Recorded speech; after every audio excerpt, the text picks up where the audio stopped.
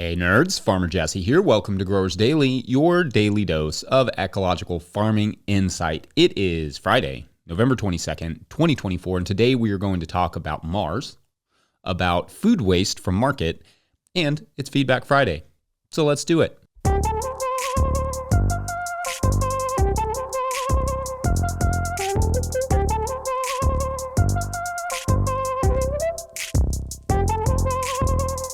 All right, so happy Friday, y'all. For a lot of us here in the U.S., this weekend before Thanksgiving is a biggie in the market gardening world. So I imagine there is a lot of harvesting and packing going on while you're listening to this podcast.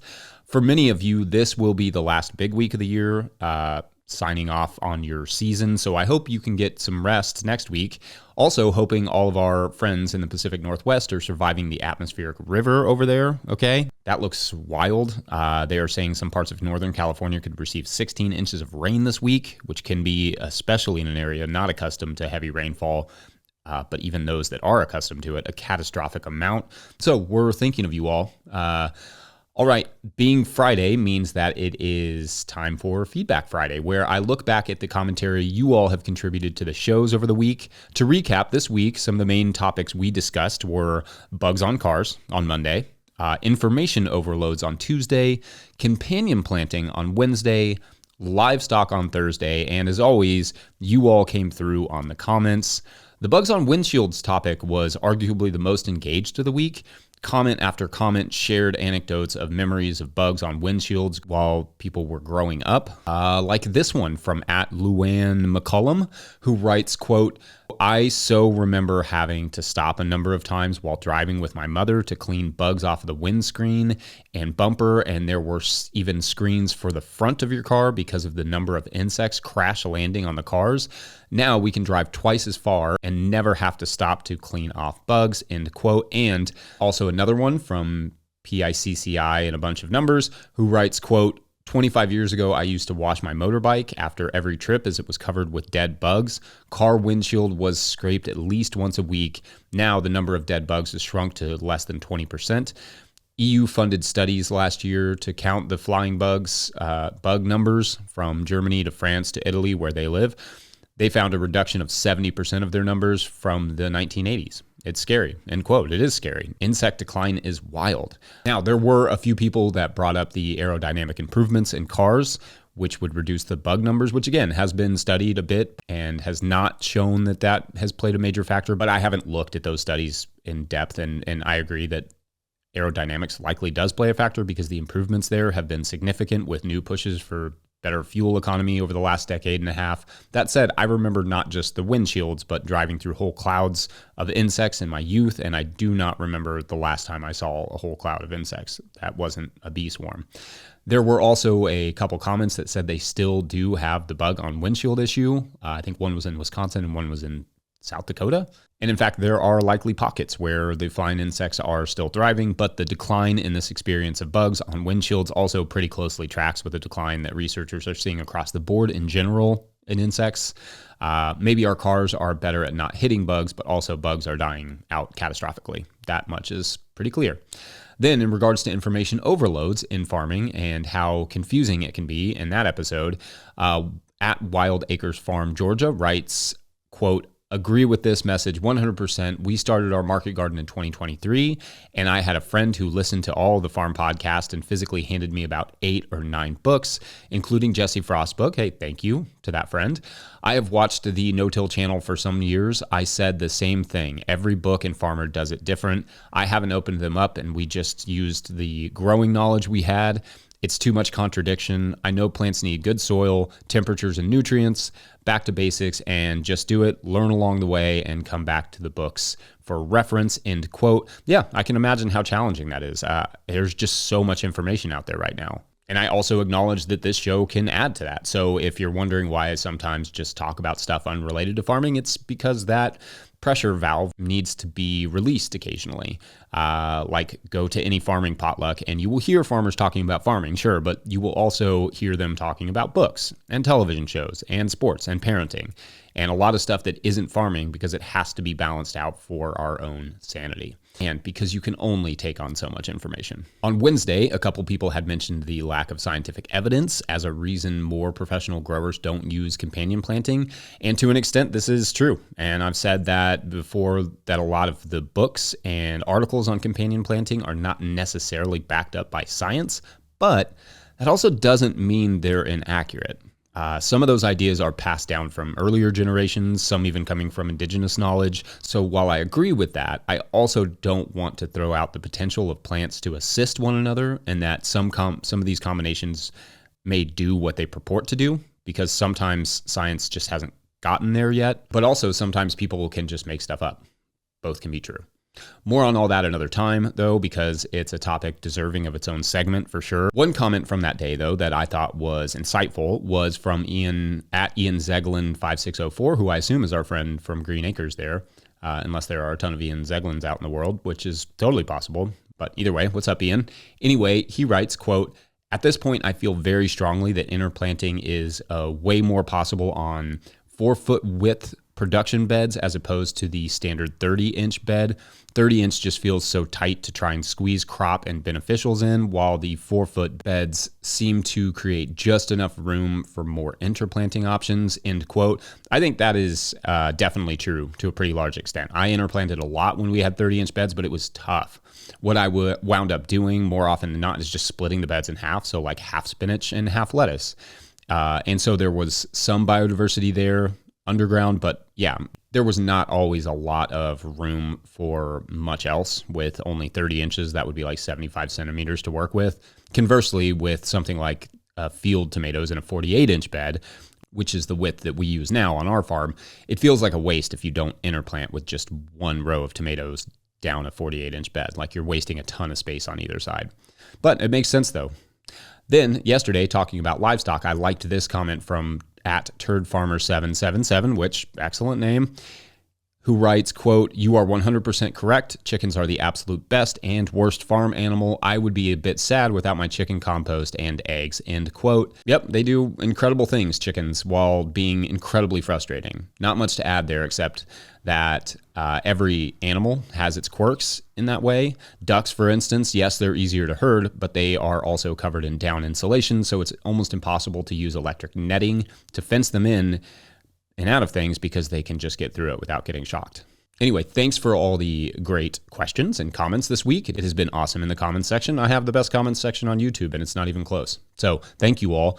All right, so we'll take a quick break, and when we come back, we'll get a question from our Patreon page on dealing with wasted produce. BRB. Today's episode of Growers Daily is brought to you by Johnny's Selected Seeds. When you need proven varieties you can count on and detailed guidance from seeding to harvest, consider Johnny's your trusted growing partner. Their same-day shipping can help keep your planting schedules on track when the unexpected happens. They're here to help you grow good food. Turning to Johnny's means you can plant high-quality, trial-proven varieties with confidence and know that their expert staff is ready to help with first-hand knowledge, because they've grown them themselves. Learn more at johnnyseeds.com. All right, back to the show.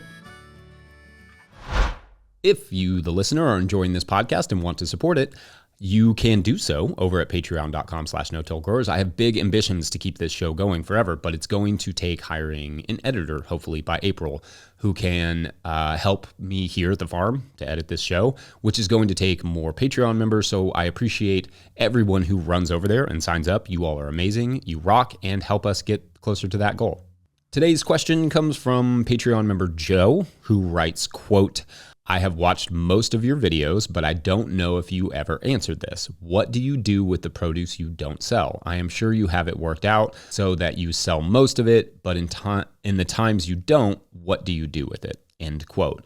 Love this question, Joe. Thank you. So yeah, again, the value of a show like this is that I can talk about these more nuanced subjects that would never make a great normal Farmer Jesse video, which there will be one of those on Sunday. So surprise, and stay tuned for that. Anyway, yes. What we do with excessive produce. Obviously, the first thing we do is try to limit the amount we have. Over the years, we have gotten pretty good at knowing how much we can sell of each item, but you never know when a new vendor is going to come onto the scene and take some market share or whatever, or when you have a 10% chance of rain turn into a torrential downpour and destroy your sales that weekend. So yes, we try to minimize surplus by taking good notes throughout the season of how much sells of what. Next, if you have another outlet you can hit up after a market, that's an option for giving them a good deal on bulk extras. We used to be tied in with a restaurant where I could offload extras at a reasonable price after market, so long as they were still in good condition, like the produce stayed in the cooler all day or whatever. Also, indeed, keeping large coolers full of ice packs to ensure that stuff stays fresh will give your produce more longevity. At our farmers market, we have a nonprofit gleaner group called Glean Kentucky that repurposes unsold produce. So when we were doing markets, we could always donate to them. And of course, there are always food banks as well who will take who hopefully will take some donations, but obviously set that up beforehand if possible so as not to just surprise them with a load of unsold lettuce. As you get better, though, most of what will come back from market will either be things like potatoes which can just be stored and brought again the next week, or it will be things that are beyond sellability, like tomatoes that were dropped on the ground or squeezed 1,000 times.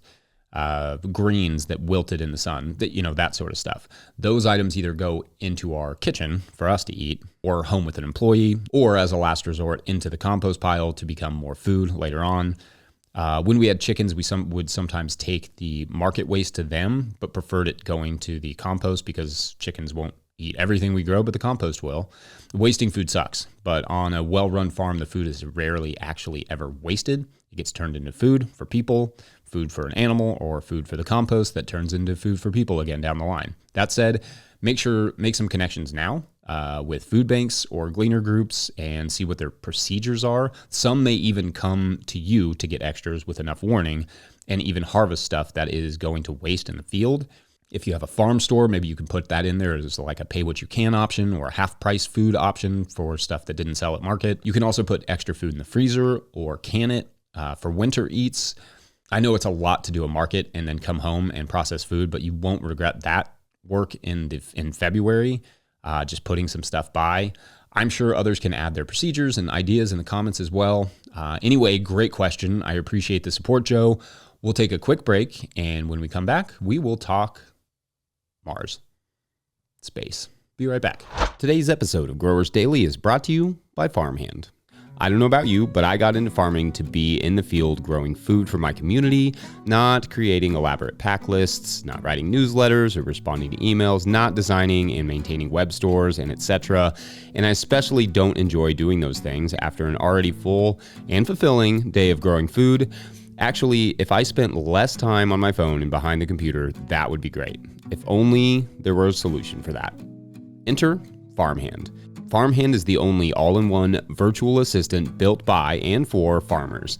With one single platform, Farmhand enables you to offload your administrative tasks, send and manage communications, and sell more to your customers. Farmhand saves growers an average of 6 hours of administrative load each week.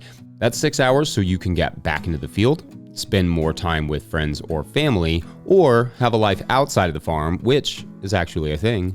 Think about it. What would you do with an extra 6 hours a week? Sign up for a free trial with the link in the show notes because now is the best time to dial in those systems for the next growing season. Follow the Farmhand link in the show notes to learn more. All right, back to the show. So I have to admit something. I don't really care about Mars. Like the planet. Don't really care about it. I mean, is it interesting? Sure, absolutely. I'm a nerd. Everything in space is interesting. But I see companies like SpaceX working to get manned missions to Mars in the next 5 years. And the fixation with Mars as a place we should go and start cities is utterly baffling and embarrassing to me. Let me frame it like this. That tree outside right now, that tree is literally converting sunlight, water, carbon dioxide, nutrients into carbohydrates. Put another way, that tree and that grass and those plants in your garden are storing the sun's energy in roots, in exudates, in leaves, and bark, and ultimately in microbes. And then bugs, and then birds, and then livestock, and then ultimately us. You are running on the sun's energy right now. Those plants are also cleaning the air, moderating the temperature around themselves, filtering the water, managing hydrologic nitrogen and carbon cycles, and they just do that all on their own for kicks. On Mars, there are no trees, no grass, no animals. There is no known life, but frankly, no likely life, and definitely nothing like a tree. or a pasture or an animal. And in order to put those things there, we would have to effectively build an expensive artificial version of the place we have for free all around us. My point is only that I hate that we view Mars as an opportunity or even an option. Mars is unequivocally not an opportunity. Earth is the opportunity, arguably the greatest in the entire universe. Mars? No. Mars is a failure. It's a failure of imagination in terms of our ability to see what the planet is doing and, moreover, what the planet can do. It's a failure of initiative to embrace and even maximize the potential of the Earth's biology. It is not a solution to the problems of Earth. It is avoiding the problems and then moving with them to a rock and abandoning the only place we know for sure is built to and capable of housing life. Obviously, we are a ways out from getting people to Mars, but the fact that we are putting money and energy into the idea at all is among the saddest realities to me. Anyway, so as you head into your weekend, I wanted to express my appreciation for you all for at least caring enough about biology and its absolutely incredible potential to listen to the show, to start a small garden or a farm, to grow something, to engage with nature and photosynthesis. I hope we can help people grow food. I hope we can help people feed themselves and their communities. And I see a path to doing so that maximizes this wild place we live. For me, I believe our role is to steward the trees and pastures and oceans and rivers and lakes in what they're already doing or what they're capable of. And with fear of and acknowledgement of, sounding a little preachy here, our role cannot be that of a parasite that devours its host, the Earth, and looks for another, Mars or whatever. Our role is to steward, to grow, to create, to facilitate, to nurture nature. It is not to find new hosts. As the show continues, I will, without question, explore more of this idea of maximizing the Earth. So always please share any fascinating things you see or hear along the lines of ways in which we can get this planet absolutely rocking again. So much so that, I don't know, who would want to leave it? Anyway, gonna wrap it up there. And as always, I will tack on a Friday field note at the end. Huge shout out to Willie Breeding for the theme music and to the team at No-Till Growers. If you enjoy this work, you can support it over by picking up a copy of the Living Soil Handbook at notillgrowers.com or pre-order a copy of Dan Brisebois' book, The Seed Farmer, which drops next week there as well. Another really awesome way to support us, sign up over at patreon.com/no-tillgrowers, where at a certain level, or if you just bump up from one level to another, or if you just sign up in the month of November, you get a shout out on the show. There were no signups last night, so no story for us today. Wah, wah. That's all right. We had a really great week. We had a lot of signups on Monday, so all good. I hope to see that again this upcoming Monday. Otherwise, thank you all for listening or watching. We'll see you next week. Bye. One of the best things about farming is snacking, right? Like, while I'm harvesting peppers, I'm snacking on peppers. Inarguably, to me, the greatest garden snack is a Carmen sweet pepper, but that's for another day. Earlier today, I was just harvesting some spinach, and then I moved over to start harvesting some kale. And the thing is, spinach, great, lettuce, great, arugula, great, peppers, great, tomatoes, obviously, all those things, great. Kale, listen, I love kale.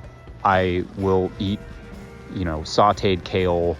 I will have it macerated in a salad, and I will put it in basically anything. I even like kale chips, but raw kale, it just isn't quite garden snack material. And inevitably, because I get in this habit of trying everything that I'm harvesting, like a good farmer should, I inevitably shove a handful of kale in my mouth and immediately regret it. So I know there are going to be people who disagree with that, but raw kale is very boring. But anyway, you all have a great weekend. We'll see you on Monday.